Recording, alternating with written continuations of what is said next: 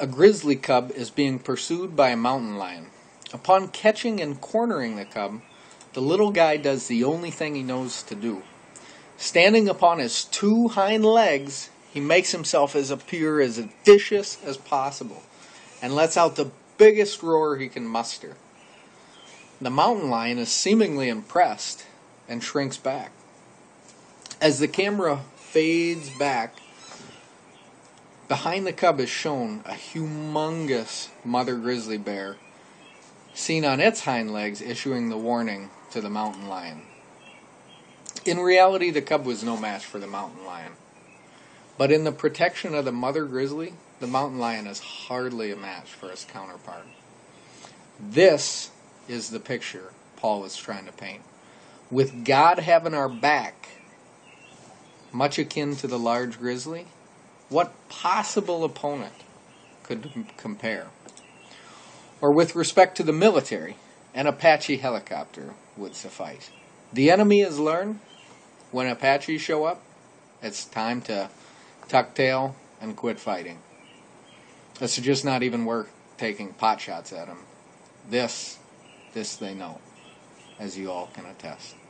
A quote here shall suffice.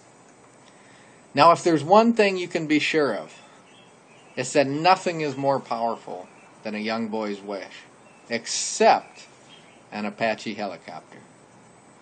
An Apache helicopter has machine guns and missiles. It is unbelievable, impressive complement of weaponry, and an absolute death machine. That comes from a movie that was recently released. It's quite the funny line. It had me rolling. So think of God as an all-loving Apache helicopter. He's on our side. Next, he that spared not his own son, but delivered him from us all. How shall he not with him also freely give us all things? If God would go so far as to give his son, is there any reason, honestly, to doubt any of these things? It's pretty clear. God loved us so that he willingly allowed Jesus to be beat, starved, whipped, crucified as a sinless man, also that we might be free from guilt, saved from hell. We read that even when Jesus was pleaded in the Garden of Gethsemane, pleaded that the cup would pass from him, even then, God still did not spare even his own son, but he instead delivered him up for us all. What love is greater than this? The Bible says even while we are still sinners, he did this.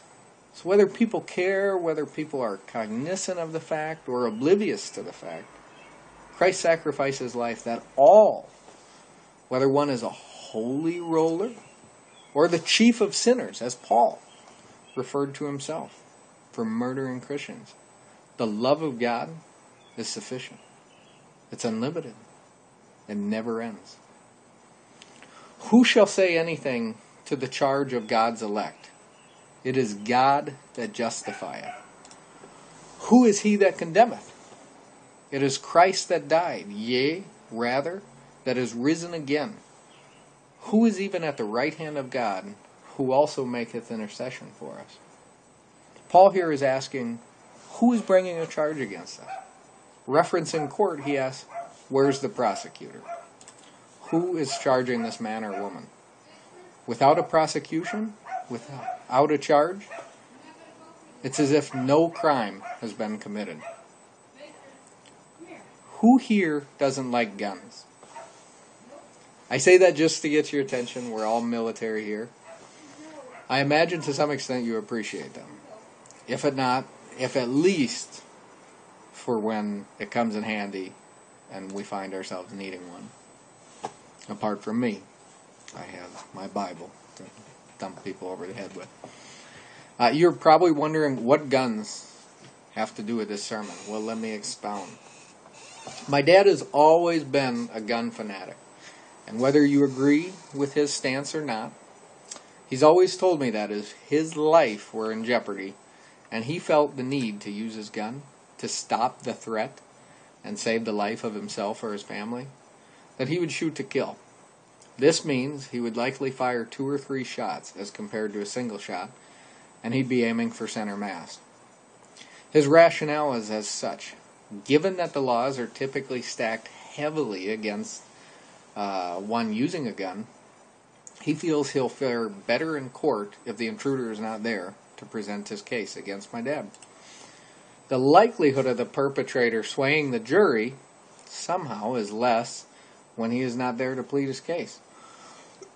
Now, I'm not saying I agree with my dad, but I think his rationale has merit. Just as Paul writes, we need not fear, for we have no one who is testifying against us. What more? We have Christ, who's seated at the right hand of God, making intercession on our behalf. So not only are we not being charged, but Christ represents us before the Father. Who then shall separate us from the love of Christ? Shall tribulation or distress